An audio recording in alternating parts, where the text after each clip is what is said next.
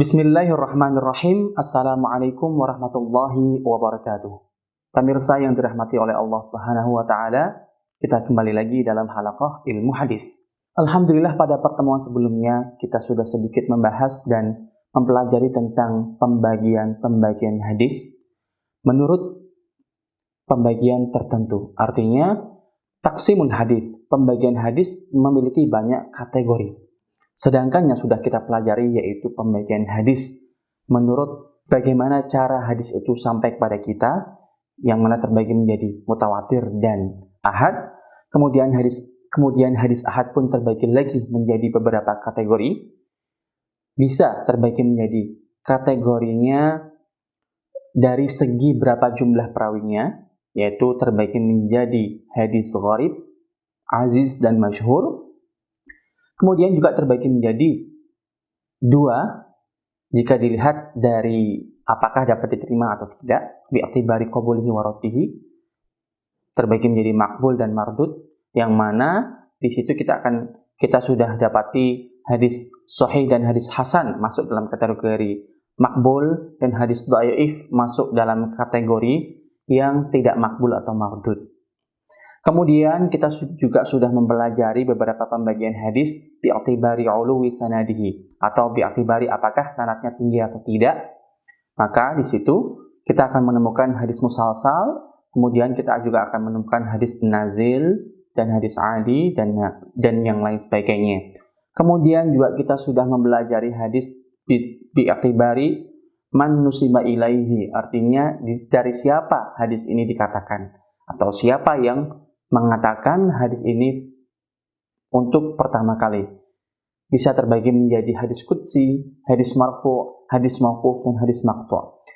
Kemudian kita lanjutkan kepada pembagian hadis atau taksimul hadis bi'tibari atau pembagian hadis dhaif bi'tibari suquti sanadihi atau bi'tibari al-inqita' fi sanadihi.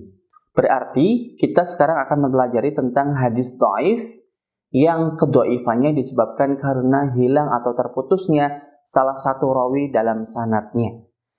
Karena hadis dhaif terbagi menjadi dua. Dhaif karena putusnya sanad, dan dhaif karena masalah atau celah yang terdapat dalam diri seorang rawi seperti yang telah kita ketahui dan kita pelajari sebelumnya. Adapun hadis yang dhaif bisa babisaqtin fil isnad, atau karena terputusnya sanad dalam hadis tersebut. Jika sanad dalam hadis tersebut putus dengan secara zahir atau secara jali, secara jelas, maka terbagi menjadi 4. Yang pertama hadis mursal, kemudian hadis munqati', kemudian hadis mu'dhal, dan hadis mu'allaq. Ada 4. Jika terputus dalam sanadnya, dan sebab dari putusnya atau sababu inqita'ihi atau sababu saqtin fil isnad, saqtan zahiran, secara jelas. Maksudnya jelas apa? Maksudnya jelas adalah dapat diketahui oleh seorang muhaddits atau seorang yang yashtaghilu atau menyibukkan diri mempelajari ilmu hadis walaupun belum sampai kepada derajat dan martabat ulama. Maka dapat diketahui dengan mudah. Kenapa? Karena sukutnya atau inqita'nya itu secara zahir, secara jelas, dan dapat diketahui dalam kitab-kitab seperti kitab Wafayatul Ulama, kemudian kitab-kitab biografi yang lain. Karena apa? Karena ketika kita dapati seorang rawi tidak satu zaman contohnya dengan rawi sebelumnya, dengan gurunya, atau dengan rawi yang dia ambil hadisnya darinya, ketika dia tidak satu zaman, maka akan terlihat jelas bahwa berarti ada perantara di antara mereka berdua. Itulah yang dimaksud dengan sukutun zahir, atau hilangnya rawi dalam satu sanad itu secara jelas. Baik pemirsa yang dirahmati oleh Allah Subhanahu wa taala, pertama yaitu hadis mursal. Seperti yang sudah kita ketahui sebelumnya, hadis mursal adalah wa mursalun minhu sahabiyyu saqat wa qul gharibun marwarahim faqat.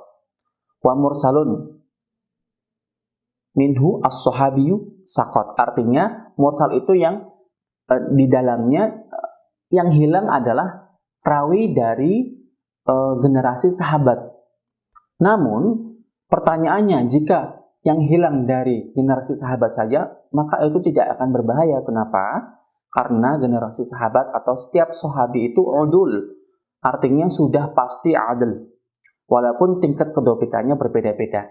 Namun ketika yang hilang dalam sebuah sanad itu seorang sahabat, maka tidak berbahaya.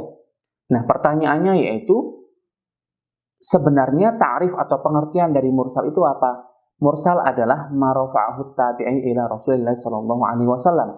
Apa yang diriwayatkan oleh tabi'in kepada Rasulullah sallallahu alaihi wasallam. Nah, sedangkan tabi'in sendiri itu tidak berjumpa dengan Rasulullah. Bagaimana mungkin dia mengatakan langsung dan menisbatkannya atau meriwayatkan sesuatu dari Rasulullah sallallahu alaihi wasallam sedangkan dia sendiri tidak berjumpa? Nah, berarti ada perantara di antara tabi'in dengan Rasulullah sallallahu alaihi wasallam. Seperti yang kita lihat, berarti ada perantara antara mereka berdua. Siapa perantaranya? Sahabat. Nah, namun letak kedoifan dalam hadis mursal itu bukan karena sahabatnya yang hilang, namun karena ada kemungkinan tabi'in yang lain yang meriwayatkan dari sahabat tersebut.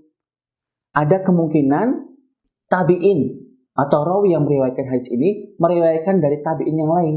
Boleh mungkin 1 atau 2 atau 3 sampai 7 maksimal. Kemudian tabi'in tersebut meriwayatkan dari sahabat. Nah, inilah kemungkinan tabi'in yang hilang ini kita tidak tahu. Atau berarti as-suqut fil isnad, ada 2 tabi'in. Nah, itulah yang menyebabkan hadis mursal itu dhaif. Kenapa? Karena kita tidak tahu. Li jahalatina man hadza at-tabi'in alladhi yasqutu min al-isnad. Siapa tabi'in ini yang hilang di sanad? Kalau kita tidak tahu, maka kita tidak tahu juga ahwalnya atau keadaannya, sifat-sifatnya. Apakah dia thiqah atau tidak? Apakah dia dhaif atau tidak? Nah, ketidaktahuan ini, hilangnya rawi antara tabi'in dengan Rasulullah sallallahu alaihi wasallam tersebut, maka menyebabkan hadis mursal itu adalah dhaif.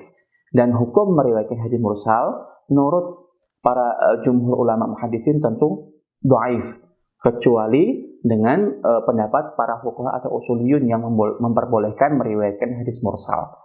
Demikian, terima kasih. Wassalamualaikum warahmatullahi wabarakatuh.